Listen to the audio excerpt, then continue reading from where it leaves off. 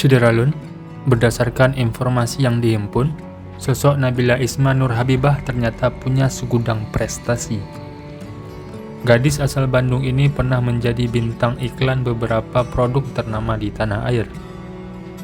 Nabila Isma Nur Habibah, kelahiran Bandung pada 8 Mei 2001.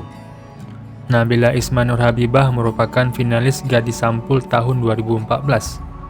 Pacar Eril atau disebut Nabila ini merupakan seorang mahasiswa angkatan tahun 2019 di Universitas Padjadjaran Bandung atau UNPAD dengan jurusan Ilmu Hukum.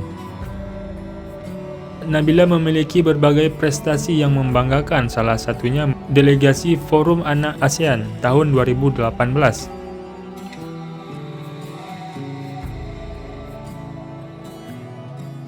Sebelumnya, momen haru Nabila Isma duduk lemas di samping peti jenazah Eril sekaligus mengajak berbicara mendapat perhatian.